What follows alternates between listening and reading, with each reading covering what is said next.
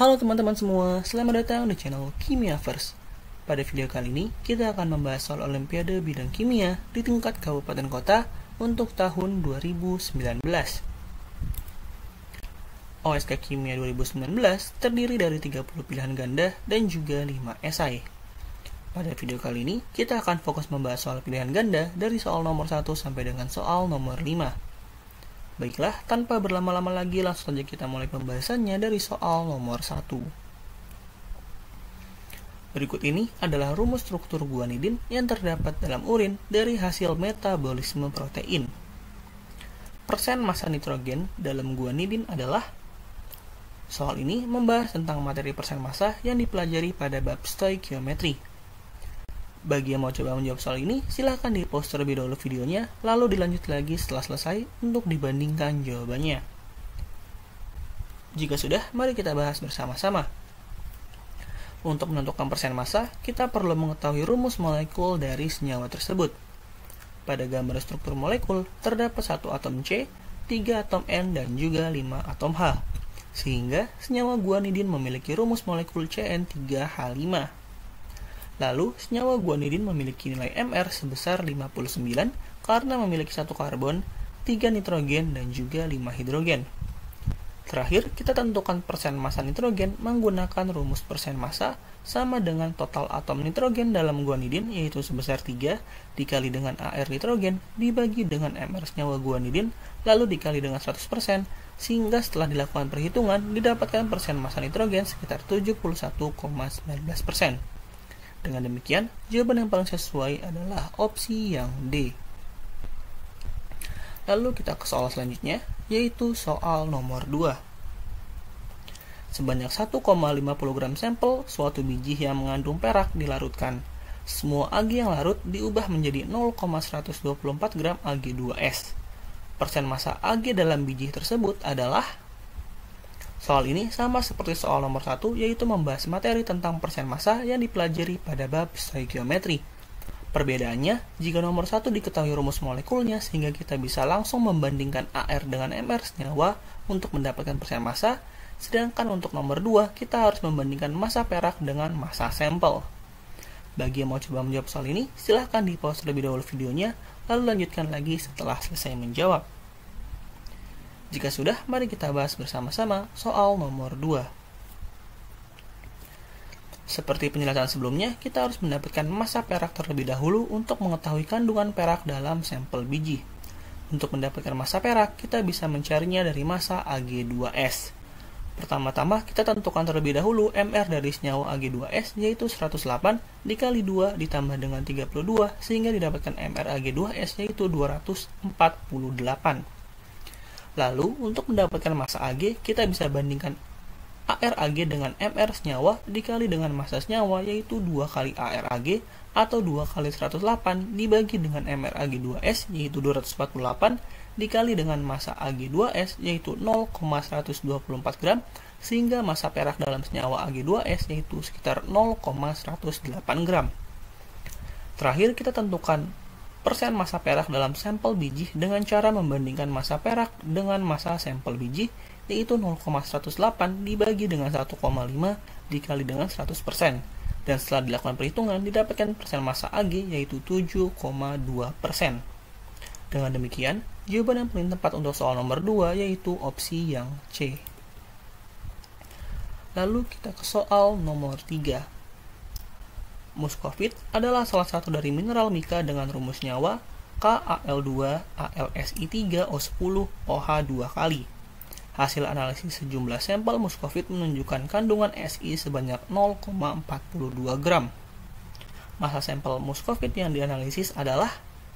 Soal ini membahas hal yang hampir sama seperti soal nomor 1 dan juga soal nomor 2, yaitu terkait materi persen massa.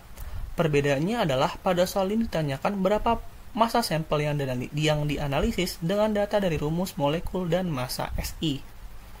Bagi yang mau coba menjawab soal ini, silahkan di-pause terlebih dahulu videonya, lalu lanjutkan lagi setelah selesai menjawab. Jika sudah, mari kita bahas soal nomor 3.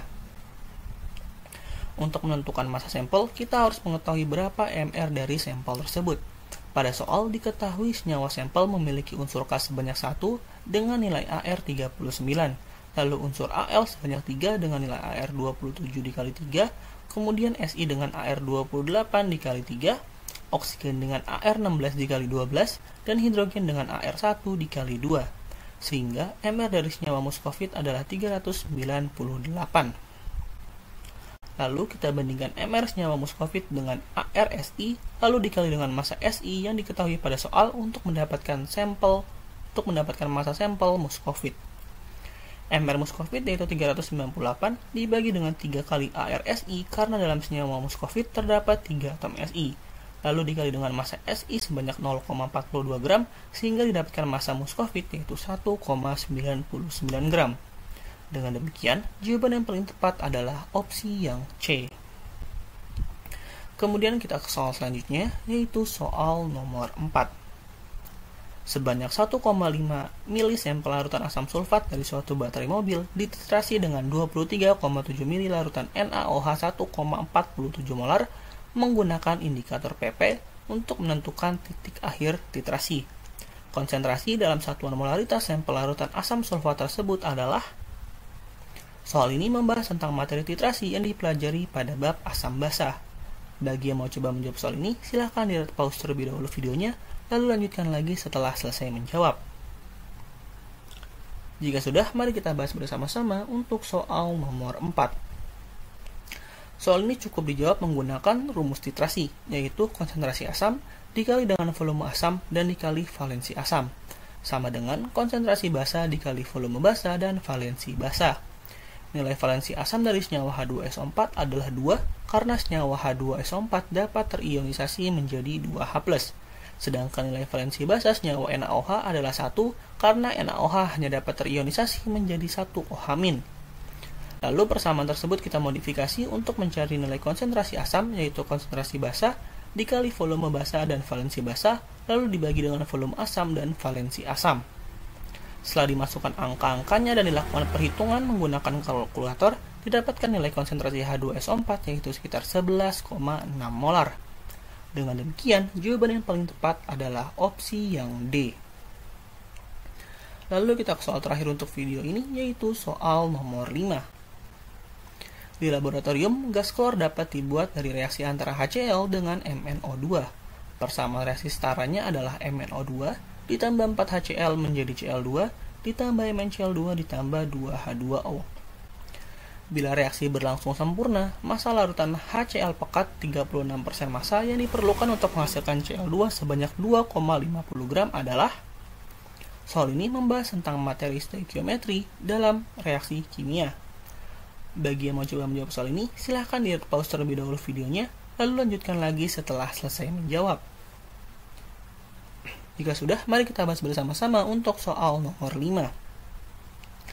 Untuk menentukan massa larutan HCl, kita perlu mengetahui mol dari gas Cl2 terlebih dahulu, karena pada soal hanya Cl2 saja yang diketahui komponennya.